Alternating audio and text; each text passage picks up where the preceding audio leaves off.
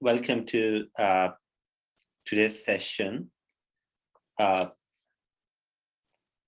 name is Nasratullah Ghafouri. I'm a PhD candidate in cryptography in Osaka University here in Japan.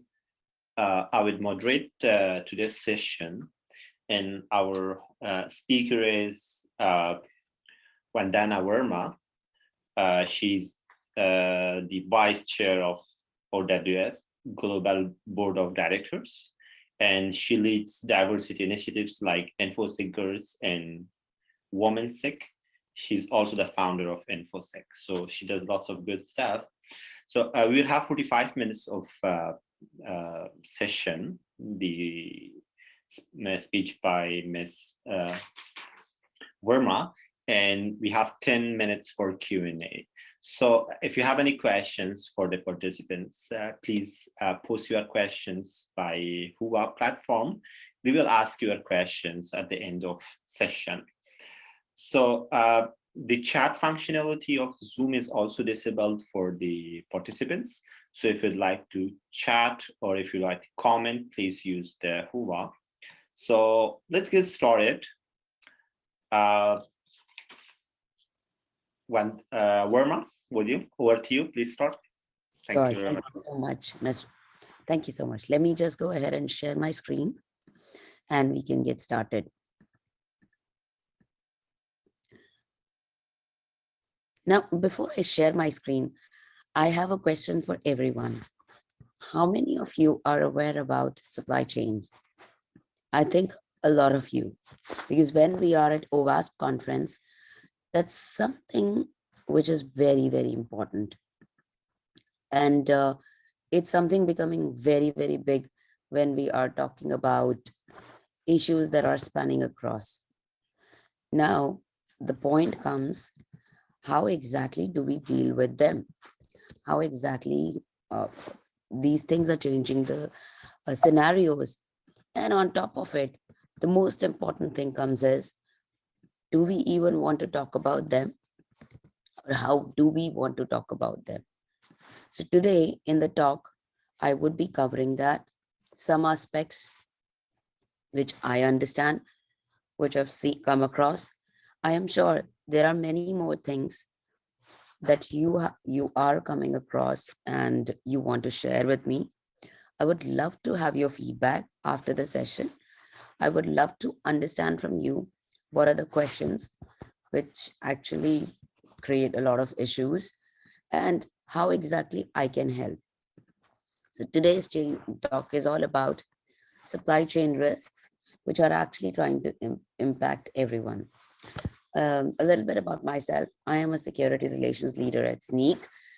And when I'm not working at Sneak, I am actually contributing to our very lovely community, OWASP, which is Open Web Application Security Project, and we are talking at the conference today.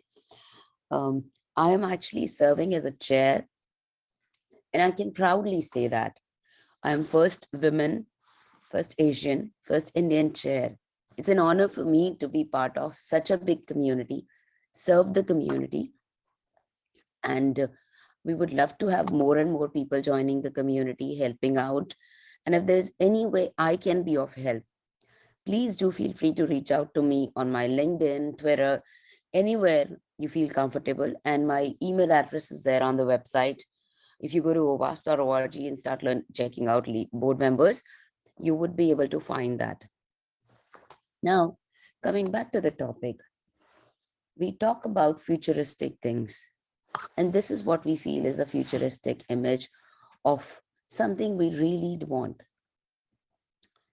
But while we are dealing with it, the most important thing comes is that, are we uploading some, so are we seeing there is a data which is getting uploaded somewhere? Or are there any things which are impacting our devices? There are times where we've come across that while there is some software getting downloaded, the data getting stored in cloud, which is accessible to a lot of people who should not have access to it. So it's important to understand, or what will happen. Everything that we do would be tracking. Now, when that tracking happens, do you want your child to be monitored, or do you think that anything that you speak at home, anyone can hear it, or for that matter, your neighbor can hear it? No, we do not want that. But the most important comes is that in this journey, developers play a very, very big role. The whole supply chain attack system or landscape is actually very, very big. It is so big that these attacks are coming in and we are fizzling. There are times wherein we do not understand how exactly we should react to these attacks. And when you are at this talk, I am sure we all care about software security, and that's why we are discussing it. Now, have you ever thought developers can be a malware distribution system? I did not. So these incidents like event stream incident, which happened in 2018, where there was a backdoor which was implemented or which was part of a package, and everyone was using it and executing it. And there was a Bitcoin miner or a script which is stealing the Bitcoins. Now, think of it, wherein this package is started in 2011. Over the period of 7, 8 years, people got busy, people wanted to help out. Now, when the volunteers wanted to help out, it's such a good thing. Now, most important thing comes is that we vet when we implement anything. Here in this case, it was a little miss on that. Now, if you think of as dependencies, that how much do we really know about them? How much do we know about our own app? For me, if I have developed my own app on open source, like literally my app is on open source ecosystem. So how much do I know about it? I think this is my app, but actually this is the app that I have, wherein my code is just the little dot, but rest other thing is actually open source. As per the research done by a lot of organizations, there's a saying, 80 to 90% of the code on the internet is open source. Now, when the research says that, think of how much do we understand that? Like just 10% code or 20% code we are writing. Rest is all open source. How crazy that is. It brings us to the point of this understanding the state of open source security. But let me take this example, wherein this particular vulnerability, if you see the Java Markdown parser vulnerability, which was actually reported in 2015, it took 1 year to fix that vulnerability, even more than 1 year. So are we not vulnerable? We are. And on top of it, these kind of breaches, they actually keep us awake. Equifax breach happened like ages ago. We're still talking about it. Equifax has come back more stronger. But again, the point comes is that third-party libraries, third-party dependencies are actually creating havoc, but they are useful. Can we deny the fact that we cannot use or we would not use open source in future? We can never deny that. We are at a community event, which is all about open. Now, it also brings us to the point, are there any open source tools which are available? Absolutely. There are tons of open source tools available by OWASP itself. You just need to go to owasp.org, go to projects. There are wonderful projects.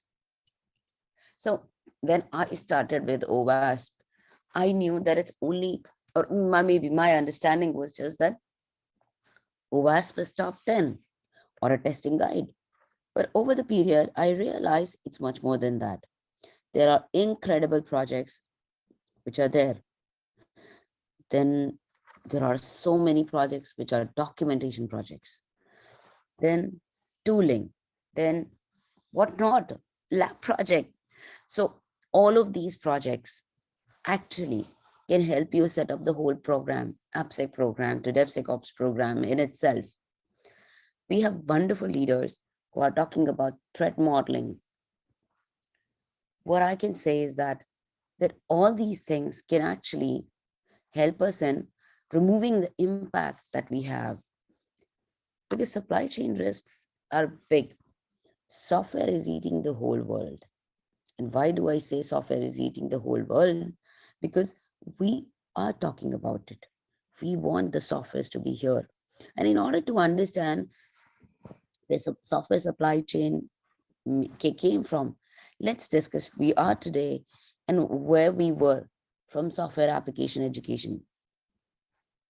Mark Anderson penned his famous Why Software is Eating the World essay in the Wall Street Journal in 2011,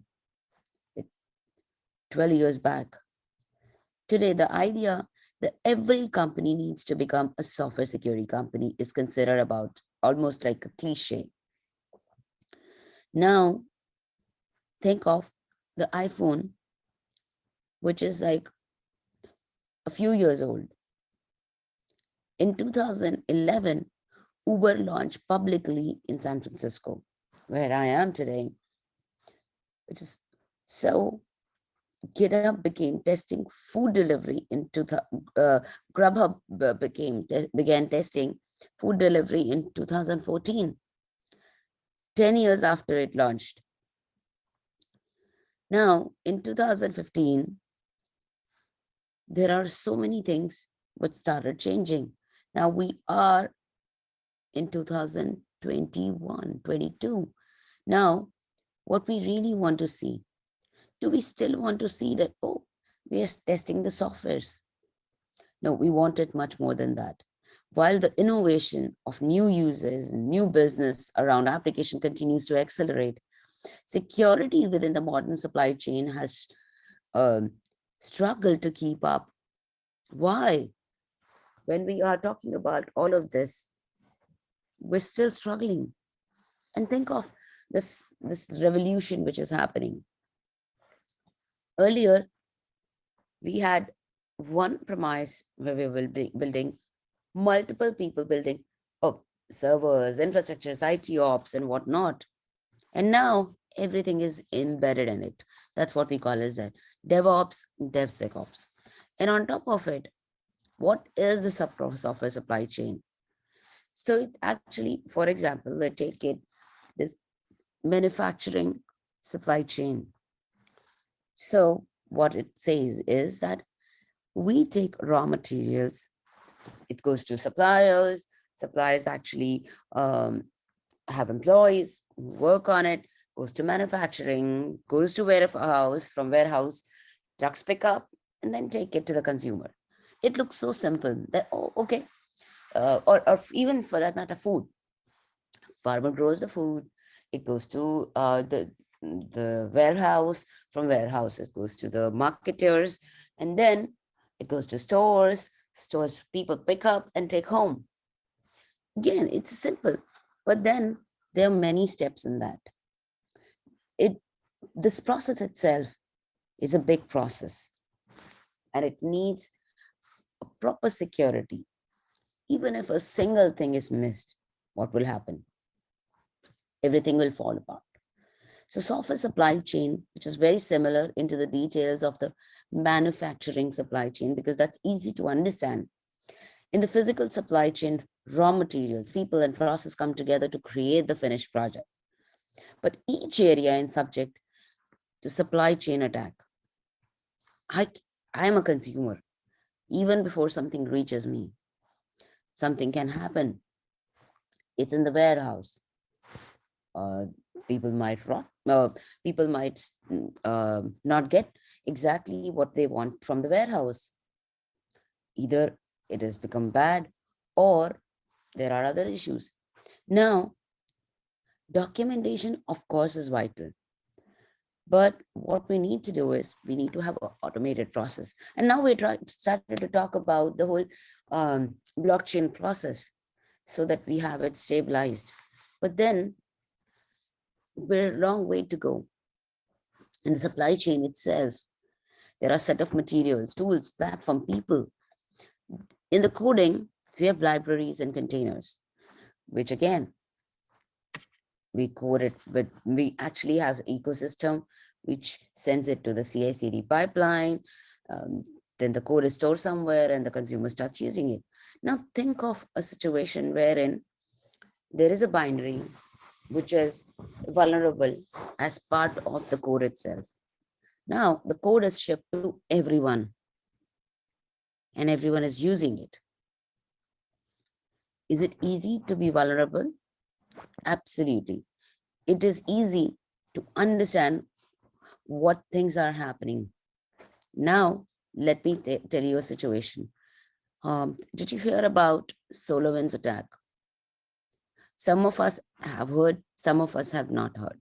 So if we go back and look at this particular attack, what happened? There was a binary which was added, which was shipped. Now people started using it, and then organizations realized something was not so right, and they started reporting. But it again boils down why the focus on the software supply chain is because of these attacks, exploiting the weakest links, which are trying to infiltrate the data from the whole chain. And there is one point which is missed in the chain, and anyone can take leverage from it. Now, let's say my system gets hacked. Who knows what data would be lost? How exactly that'll be tracked? And now the cases like SolarWinds, Code Core issue, or Visual Studio Code, which was where somebody got access to Visual Studio Code and they were able to get access to a lot of GitHub accounts. By God's grace, they reported it responsibly. But things could have gone in a wrong direction. As per a research from Gartner, which predicts by 2025, 45% of the organization worldwide will experience these attacks, which is such a huge number, like threefold increase from what we were yesterday or probably last year. Now, these software chain attacks, wherein Visual Studio Code, which is used day in and day out as an IDE, or not just Visual Studio Code, but any IDE, if that has an issue, there are dependency confusions, there are container issues. We want to have APIs, uh, infrastructure wherein it is helping us as early as possible. But then these issues keep coming in, keep creating a havoc, keep telling us, let's talk about it. Let's understand what exists and what don't exist. But what is the problem? The problem is that we don't differentiate between supply chain risks and supply chain vulnerabilities. Supply chain vulnerabilities, wherein we can actually, if you get to know, we can fix them. But for the risks, we need to have a proper threat modeling done, understand where things can go wrong in our particular sector. If we are part of manufacturing, healthcare, concentrating on those minute details of it that actually can help us in safeguarding, understanding those complex, impossible things which people say, but then we can understand them. And there are times when we have things in our environment and which we don't know. So yesterday there was a discussion here with a few people around supply chain security. Now, the discussion was everything is fine, but how about data classification? Till the time we don't understand the data classification, we would be in trouble. Till the time we do not maintain these repositories, we would always be we will always be a weakest link. How many of us do we maintain SBOMs, software bill of materials? If you do not have one, OWASP has a wonderful project, which is Cyclone DX, I would really urge everyone to at least look at it. It's a wonderful project. So much time has been invested in that project, where people are trying to help out organizations, individuals, so that they can take help. And then these supply chain risks can be avoided. It's a great repository. It's an amazing one. And even you can contribute to it.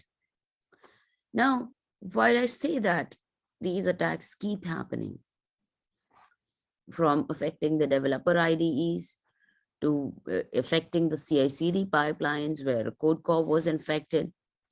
You know, simplest of thing which can create issues. And now the tool that we use day in and day out, if they have bugs, it actually stays there. Or if we have a container which is vulnerable from the get-go, are we not impacted?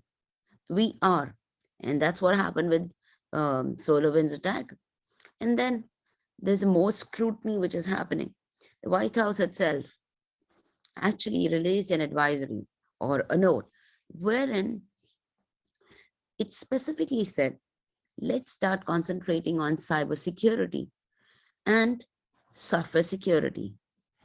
Now, even the leadership of the countries, they are talking about, let's have these uh, things in embedded which can avoid risks in the whole supply chain, or we would not be able to fix these issues. We will keep seeing these inherent risks, which is leading to compromising of app. Now, all of this looks so fancy, but then if one thing in the pipeline gets compromised, it is a risk to every portion. Now, let me give you an example. Right now, how many of us know that how much of a code is maybe open source or connected to a third party? Very few of us. Are we tracking each dependency? No, we are not tracking each dependency. Are we tracking anything and everything which is downloaded from the internet? No. We are a team of 10 developers. One person downloads a library, leaves the team. Do we have the list of what he downloaded or she downloaded or they downloaded? No, we don't know. That's why documentation is very, very important. That's what can help us in understanding the foundation, understanding how exactly supply chain works and what we can do to make sure that the supply chain attacks are avoided. NIST has released beautiful content about it, and so many other frameworks which are there. These frameworks are actually helping us, be it NIST, be it CSS control, and where we are talking about OWASP. And on top of it, it again helps us in coming to a point where we have software bill of material. Now, I would request you to look at the different things which are there, and especially Cyclone DX, which is helping us. And let's talk about secure code, understanding our own dependencies, containers, SBOMs, infrastructure as a code, the custom code that we are trying to run. Now, it also brings us to the point that how much risk aware we are because of our dependencies. And SolarWinds is not just the one. The recent example, if I talk about in this whole pipeline, third-party tools, secret management and whatnot, Log4j is a big thing.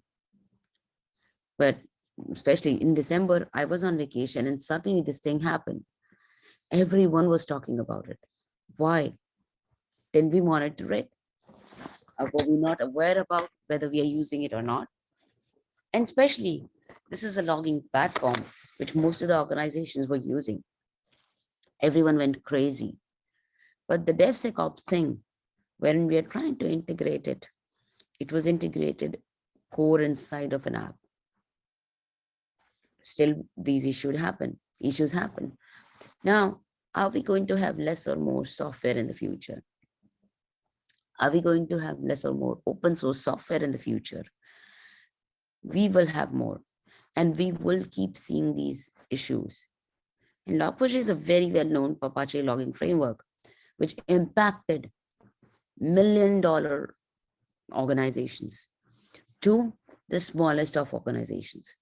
But it costed huge amount of money, which specifically comes out saying that when these things are very prevalent, it's important to understand that how exactly regulatory compliance works if something fails, how exactly cloud security controls are there. And now, why am I talking about cloud security control? Because we have one foot in open source, another foot in cloud. There are third-party applications that I'm using, which is leading to remote code executions, to server control failures, to whatnot. And especially controlling these third-party risks is a big thing.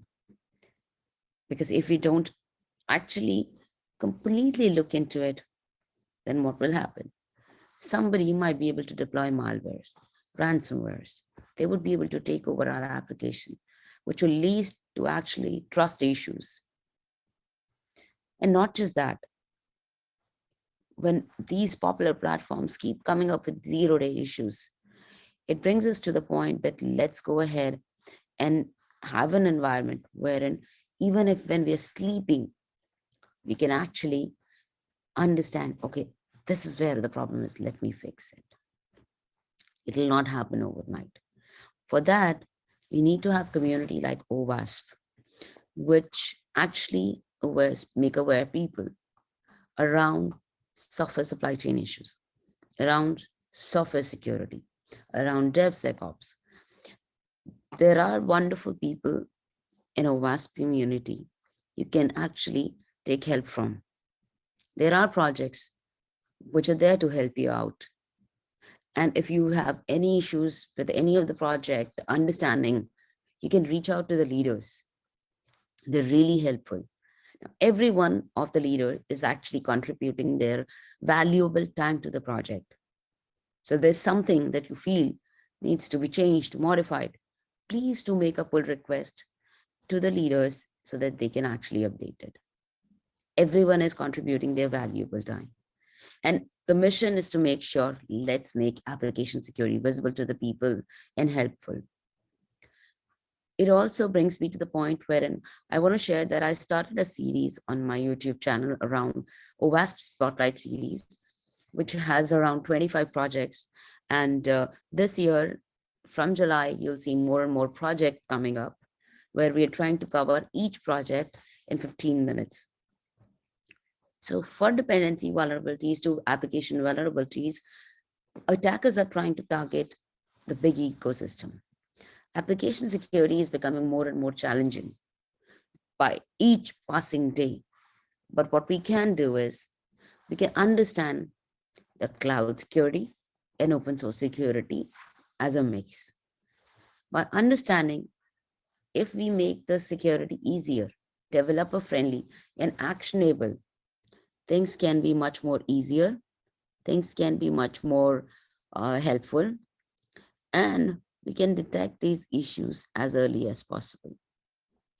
While we talk about these standards, we talk about these security issues, we talk about how do we address them, it brings us to the point, let's have best practices for open source security, which OWASP is trying to share. And open source is amazing, but let's use it responsibly. Let's have security champions who actually can advocate about it, like we are doing today. But who is a security champion?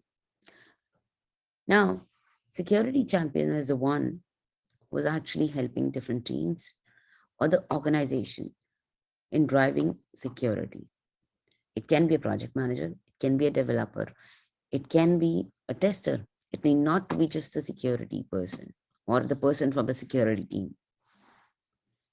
It can also help in having a focal point, understanding how exactly we can move further. I'm sure a lot of us in the call today or in the session today are developers, testers, or even who wants to grow up in the cybersecurity space, who wants to move up the ladder, who wants to take a step further in application security. Now, when we have so many people from different areas, anyone can be a security champion, which can influence the cycle of CI/CD. And we can have a software which is built securely. Now, it also brings me to the point that when we have everything which we understand, it's just that we need to stick together those pieces of puzzle, and we need to start working towards safe environment. Supply chain attacks are not new. They have been there for ages, and they might be there when we grow up or when our kids are going to grow up if we don't start looking at the small things which matter the most, wherein we can stitch the security in, where we can bake the security in, where we start trying to talk about shift left or left shift, or starting the security early, talking about security by default. This is the small presentation that I wanted to share around supply chain security. There are few things that we all can do to make sure that supply chain risks are avoided. Thank you so much for listening to me today. If there are any questions, please do post your questions in Boha platform, or you can actually share it here. I would love to speak to you.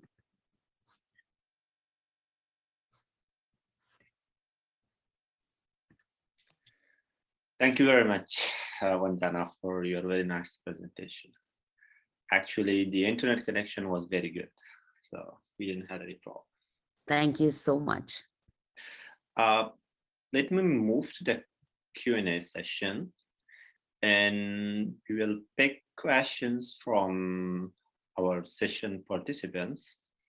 So the question is, like, we are moving to a digitized society. We are trying to digitize our society, each and everything around us. So how this software's supply chain attack could create problems to future of digitization. What do you think?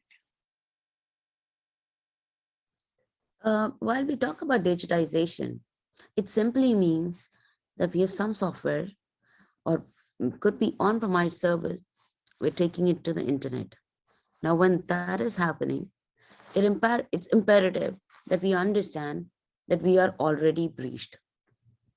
It brings us to the point telling us that let's track what we have. Let's start there. A lot of times, we don't even know what we have in our house. For example, there are 4 doors, 4 windows, and there's a small space that we have built for our pets to come in. Now, we go on a vacation, we close the door, we close this place for the pet because that's coming along with us. We've closed some of the windows, but there's one window which is open, which we didn't realize that it's not closed properly. An attacker comes in and steals the data or steals the valuable things. So how are we going to tackle that? So it simply means let's start understanding our own data first. Let's classify it. Let's understand what tools we have. Let's understand what dependencies we have, third-party vendors we interact with. Even in the recent cases, there were organizations which were not vulnerable to Log4j, but there were internally third-party vendors which were part of the code. Actually, they were vulnerable. So does it say that I am not vulnerable? No, but I am connected to them, so I was vulnerable. What it also implicitly says that anything that we do in our environment, let's keep a track of it. Let's get to know that, okay, these are the dependencies would be there. These are the connections that we have. These are the software tools that we have. These are the third-party tools that we have. These are the connections or endpoints that we have. This is the API that we are using, which we are leveraging from maybe a third party. So understanding that thing probably helps in digitization and understanding that, okay, these things are helpful. And on top of it, as I said, if you're setting the whole supply chain ecosystem and you want SBOMs, Cyclone DS is an amazing project which can help you out. Even not just that, there are many other posture management tools that we have, or the whole DevSecOps ecosystem setup tools that we have that can help you in setting up your ecosystem or environment, or understanding the whole digitization change that we are seeing. Thank you very much. In the second question, probably the last one, Mhm. the question is like the way like academia or academic society, the way industries and the ways government look into the problem is different, like when it comes to cybersecurity or whatever. So what do you think, like what are the rules of academic institution, government institution, and industry in order to tackle this problem, or in order to somehow address this problem properly? By problem, we mean the supply chain attack. Right. So what I've seen is that now the education is getting bigger and better in this area, especially the discussions that I'm seeing around these days, wherein government, educational institutions, to the organizations, to a person who's just a software developer, they've started to talk about these issues. And let's start there, that now we're talking about it. There are times when we never spoke about these issues and they kept creeping in. So, especially government is actually trying to emphasize that let's try and fix these issues so that we can have safe environment for every one of us. Educational institutions who are trying to give the theoretical knowledge to the people who are actually ground up. But now they want the industry experts to come in and share their knowledge so that the people or the students who come out of the college, they know bits and pieces of it, which they can stitch together and start using it. During the pandemic, educational institutions to everyone hit so badly. Kids were getting homeschooled. There's still places where kids are getting homeschooled, colleges. Everyone was studying online. Even today, if we're talking about a OWASP conference, it was supposed to happen in Dublin, but we are virtual, understanding the scenarios. So these things can happen. Now it brings us to the point how sustainable we can be, how exactly we can meet again virtually. So it also emphasizes that understanding of the topic itself is first important, which every organization is trying to do. Addressing is the second. First, understanding. A lot of times we don't understand what is the problem and we say, oh, we need to handle it because others are facing. So that's important to do. So probably my take is that we are talking about it. We are trying to move towards it. So that's actually will take us slowly towards solving the problem. That's more important. Thank you very much. I think it's very interesting area to talk in. I have, even personally, I have so many questions to talk and discuss, and probably in our next opportunities. So we are running out of time. Thank you so much. And it was a pleasure having you here. Thank you very much. Thank you so much. It was amazing to speak here. And I'm looking forward to connecting with all of you. Please do feel free to reach out to me anytime. For sure. Thank you very much.